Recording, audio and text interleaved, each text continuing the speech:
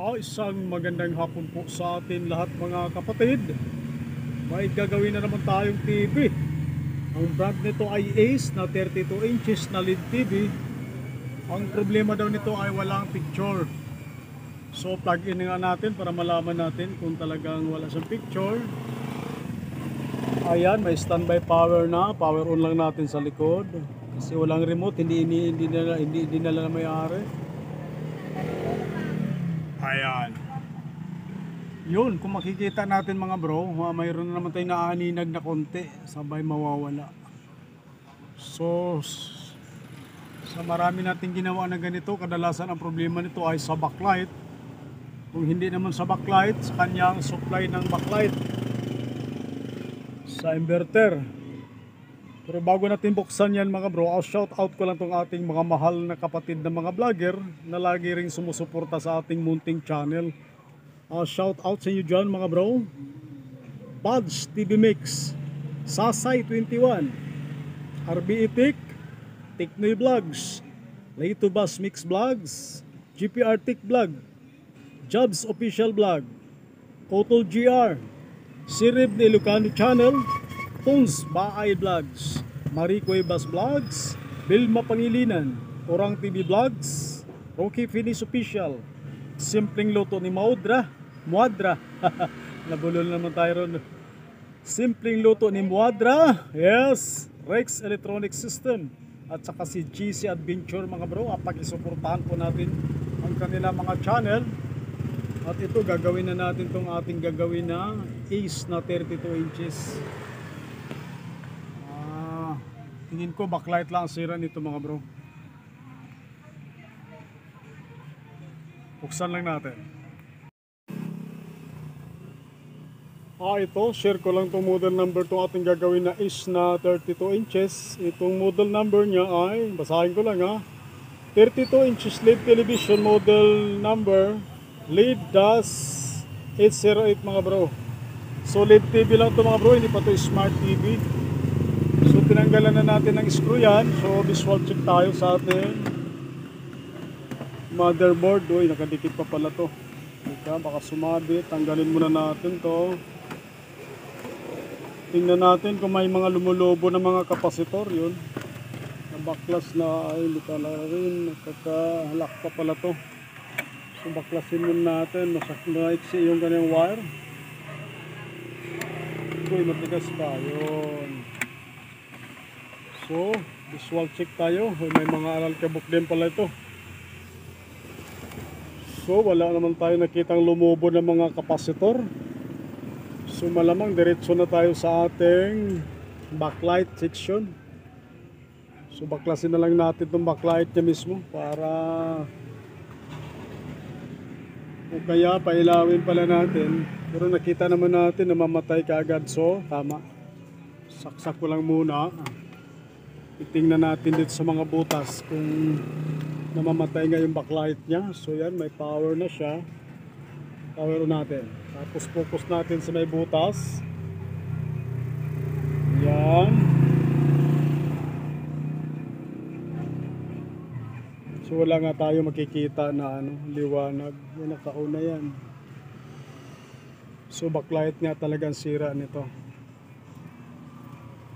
So baklasin na lang natin mga bro. Diretso na tayo sa backlight.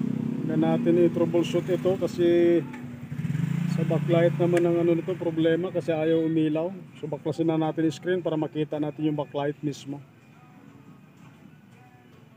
So update ko na lang kay mga bro at medyo mahaba-haba rin ito pag baklas kasi hindi pa ito dikit na dikit pa ito mga bro. Tanggalin na lang natin para mabidali na lang, sikotin na lang natin yan.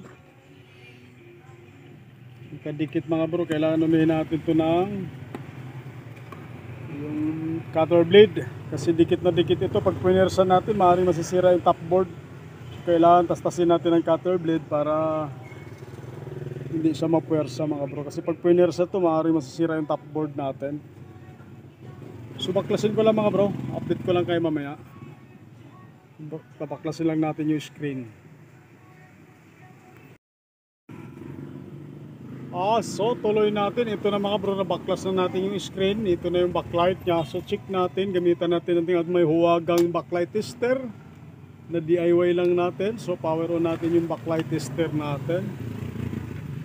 So titingnan natin yung kanyang kung lahat ba may tama. Yung sa baba umiilaw naman. Ay naku, kaya pala yung dulo, sa bandang dulo wala, ayaw umiilaw. Yung 5 lang umiilaw, yung isa bandang dulo ayaw. Ito naman sa taas, yun talaga ang ayaw. So yung sa baba kaya umiilaw tong kahit pundi yung isa dahil short yan kaya umiilaw pa rin. Yan, umiilaw naman siya. Pero yung pinakadulo na bulb hindi talaga umiilaw. So palitan na lang natin to lahat pag ganitong kalagayan mga bro. Kasi medyo may kalumaan na rin yung backlight. Tsaka parang nabasa kasi napansin ko, parang may basa dito na portion, no? Parang naanuhan ng tubig. So palitan na lang natin ng yan, backlight lahat mga bro. Baklasin na lang natin lahat yan para humaba yung buhay kahit papano.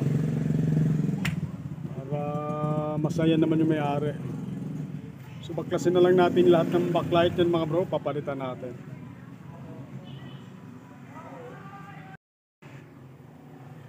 So bago pala natin baklasin ng tuluyan yung backlight mga bro, yun kitang kita talaga may tubig nga na hindi ko alam kung bakit nagkaganito. Itanong ko nga sa may-ari kasi marami-rami na ipon eh. Kaya siguro sa dahilan kaya napundi yung backlight niya. Buti hindi pumunta dito sa pinaka-screen, kasi kung pumunta dito sa top board yan, yung tubig na yan, ay sigurado masisira yung kanyang screen. Halata talaga tubig yan ang portion dyan na ipon. Aaring baka na-stuck na matagal ito. Pero swerte siya dahil hindi napunta nga sa screen o kaya dito sa may top board na portion. Kitang kita talaga siya. So baklasin na natin tong dalawang niya. Baklasin ko na lang mga bro.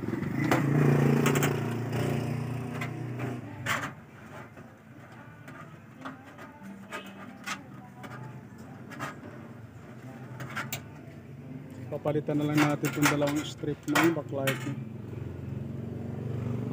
So hanap muna tayo ng pangpalit mga bro. So update na lang uli mamaya.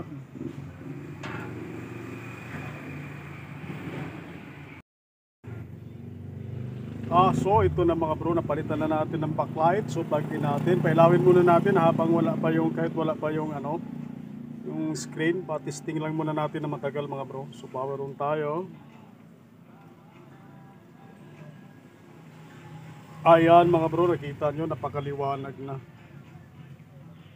Kaya pag sa cellphone parang madilim, pero sa actual napakaliwanag naman. So ibabad lang natin ng konti bago natin ikabit yung pinaka-screen niya mga bro.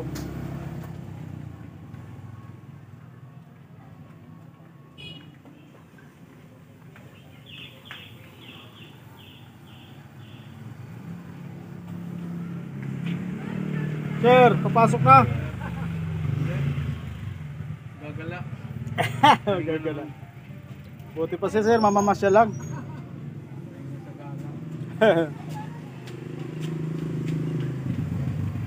So okay na ito mga bro, ikabit na natin yung pinaka-screen para malaman natin kung maganda ba yung liwanag nito.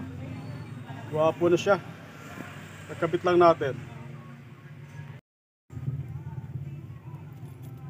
So ito na, nakabit na natin yung pinaka-screen natin, ginagawa na is na 32 inches mga bro. So plug in natin, titingnan natin kung normal na ba yung picture.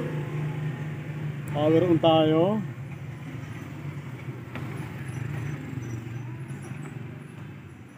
Ayan, silipin muna natin yung pinaka-screen.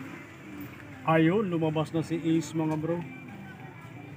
Maganda siya, wala siyang mga guhit-guhit. Maganda pa yung screen niya. So i-fix lang natin para matesting natin sa DVD player man lang, para makita natin kung talagang pinaka-screen niya. So ayos ko lang mga bro, para matesting na natin ang tuluyan, para matapos na ma-final testing na siya.